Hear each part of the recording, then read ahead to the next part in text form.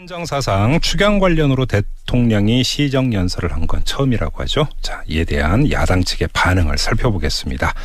자유한국당의 경제통으로 꼽히는 의원입니다. 김종석 의원 연결합니다. 여보세요.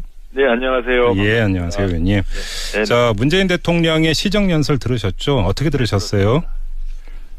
예, 우선 뭐 말씀하신 대로 그 취임 후에 이렇게 추가 경정 예산을 와서 직접 대통령이 연설하는 것은 전례가 없었던 일이고 굉장히 높이 평가할 만한 일이죠. 예. 그리고 내용도 보면 상당히 진솔한 내용이 많았는데요. 네네. 예, 문제 의식은 사실은 저희 한국당도 굉장히 공유합니다. 일자리를 만들어야 된다든가, 격차를 줄이고 경기를 활성화해야 된다든가, 뭐 여기에 대해서는 뭐 저희도 문제 의식을 같이 하고 있지만, 예.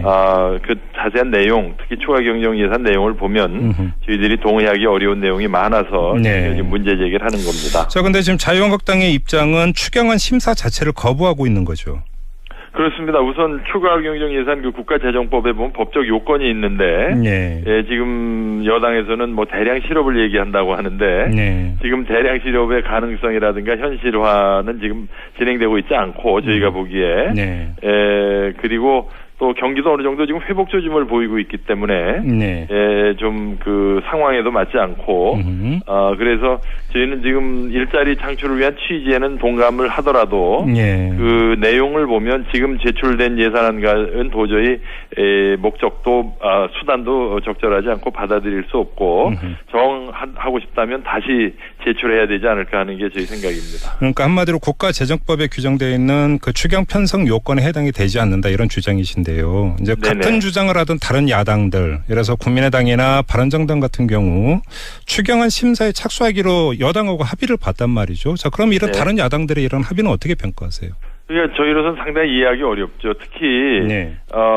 원래 그 예결위 간사들끼리 오늘 오후에 네. 대통령 연설 들은 후에 만나서 대통령 연설을 듣고 한번 해보자 하기로 해놓고 예. 오전에 대통령 오기 전에 그냥 저희 한국당만 빼놓고 네. 이렇게 합의하는 거는 예. 저희로서는 도저히 이해할 수 없고 신뢰를 깨는 행위라고 굉장히 유감스럽게 생각합니다. 그러면 다른 두 야당이 이렇게 입장을 바꾼 그 이유 내지 배경이 뭐라고 보세요?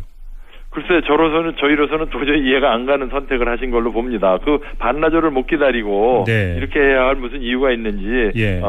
저로서도 이해가 안 갑니다. 이제 관련 뉴스를 보면은 추경안 심사에 착수하기로 합의를 하면서 네. 차후부터는 국가재정법을 준수한다 이렇게 여당에 또 약속을 하는 이런 내용이 있었던 것으로 전해지고 있는데요. 이거 뭐 자유한국당 이걸 좀 받아들일 용의는 없으십니까? 아니 그러면 그 국가재정법을 개정을 해야죠. 그러니까 차라리 네. 그럼 개정안부터 갖고 오든가. 저희가 볼 때는 지금 그 법에 아주 명문화돼 있어요. 그냥 읽어보시면 어느 국민이나 알 수 있습니다. 예. 지금 이 추가 경정 예산 지금 법적 요건에 맞지 않아요. 근데 오늘 그 문재인 대통령의 시정 연설을 보면은 이 청년 실업이라든지 이런 것들을 그대로 두면, 네. 그러니까 국가 재난 사태에 준하는 상황으로 발전할 수도 있다라는 취지의 대목도 나오지 않습니까? 있습니다. 네. 이런 것들을 그 국가재정법상 추경 편성 요건으로 해석할 여지가 전혀 없는 겁니까? 그렇죠. 그 법에는 보면 무슨 뭐 남북관계 긴급한 적이라든가 네. 재작년에 그 메르스 사태와 같은 대규모의 어떤 재해라든가 이런 때 하도록 돼 있는 거거든요. 예. 그러나 어쨌든 뭐 대통령의 현실 인식이 그렇다고 한다면 뭐 표현은 과하지만 아까 말씀드린 대로 문제 의식은 저희 한국당도 가지고 있습니다. 예. 문제는 그 예산 안에 포함되어 있는 내포되어 있는 정책 수단이나 정책 방향이 저희가 볼 때는 아주 잘못되어 있고 네. 오히려 부작용이 클 것 같아서 지금 저희는 반대하고 있는 것입니다. 그러니까 정책 방법론의 문제가 더 크다면 차라리 심사에 같이 해가지고 하나하나 따지시는 게 더 생산적이지 않을까요? 그렇죠. 그래서 저희는 지금 입장이 예. 지금 제출된 안 자체로는 법적 요건에도 맞지도 않지만 네. 오히려 문제가 많기 때문에 차라리 다시 제출하거나 네. 해야 된다는 입장입니다. 아니요. 제가 좀 다시 지금 한번 제출된 예산안 가지고는 저희는 심의에 응할 입장이 아니다 이런 입장입니다. 그러면 그 더불어민주당하고 다른 두 야당이 그 추경안 심사에 착수를 해도 자유한국당 끝까지 보이콧 이렇게 그 이해를 하면 되는 겁니까? 저희가 심사에 참여하려면 예. 지금 제출된 안을 대폭 수정하고 네. 저희가 제기한 문제가 뭐 수용한다는 어느 정도의 정무적인 정치적인 그 합의 내지는 협의가 진행되지 않는 한 예. 지금 제출된 안은 도저히 저희가 받아들일 수가 없습니다. 알겠습니다. 그럼 좀 틀어갖고 정책적인 측면이나 법률적 요건을 떠나서 정치적인 측면인데요. 네네. 지금 사실 뭐 많은 국민들의 살림살이가 팍팍한 게 현실이고, 그렇습니다. 그래서 일자리 만들고 또 그 근로 여건을 개선한다라고 하는데 많은 국민들이 일단 동의할 수밖에 없는 이런 사안 아니겠습니까? 이런 데에 대해서 말씀드린 대로 한국당도 100% 거기에 동의합니다. 그런데 그 추경안 심사에 그러니까 함께하지 않으면 정책 부담이 커지는 거 아닐까요?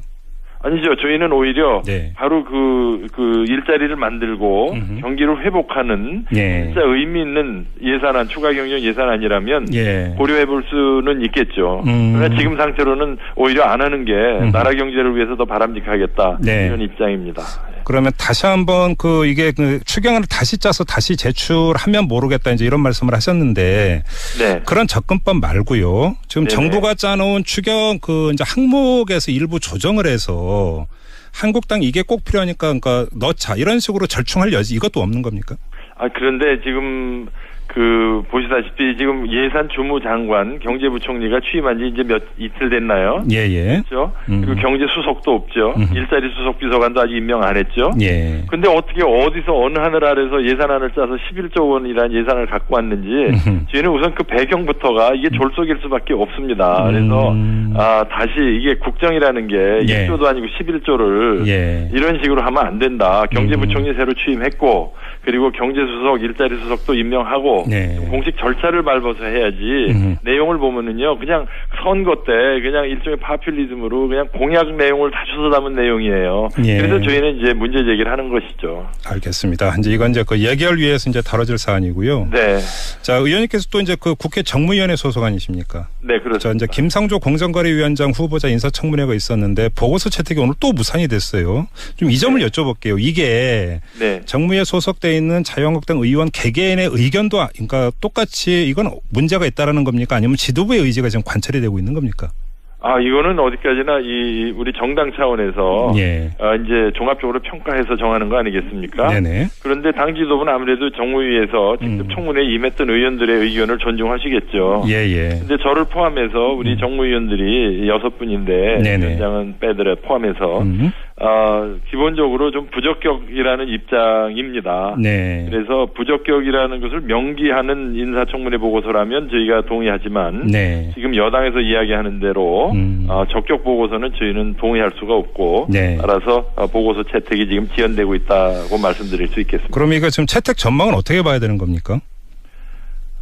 지금 여당에서 이렇게 이해할 수 없는 논리로 자꾸 적격자라고 주장하면 저희로서는 받아들일 수 없다는 게 안타까운 현실입니다. 만약에 문재인 대통령이 김상조 후보자 위원장으로 임명을 강행하면 그때는 어떻게 되는 겁니까?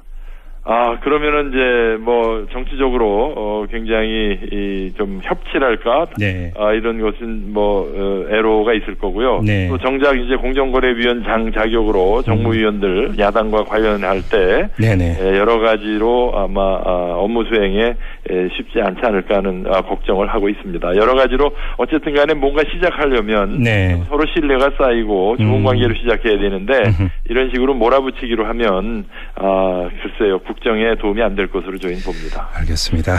자, 말씀 여기까지 듣죠. 고맙습니다, 의원님.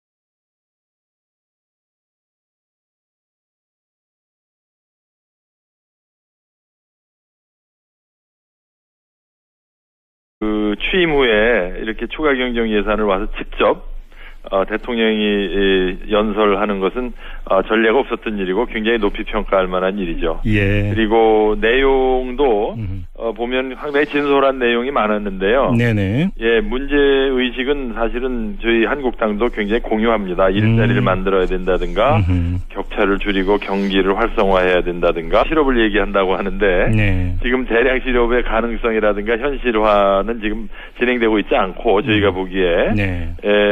그리고 또 경기도 어느 정도 지금 회복 조짐을 보이고 있기 때문에 네.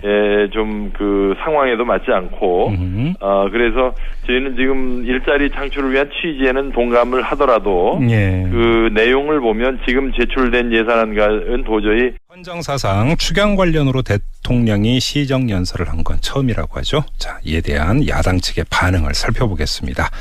자유한국당의 경제통으로 꼽히는 의원입니다. 김종석 의원 연결합니다. 여보세요. 네, 안녕하세요. 예, 안녕하세요, 의원님. 네. 자, 문재인 대통령의 시정연설 들으셨죠? 어떻게 들으셨어요?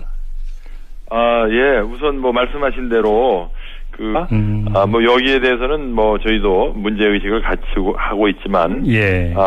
그 자세한 내용, 특히 추가 경정 예산 내용을 보면 저희들이 동의하기 어려운 내용이 많아서 네. 지금 문제 제기를 하는 겁니다. 자, 근데 지금 자유한국당의 입장은 추경안 심사 자체를 거부하고 있는 거죠.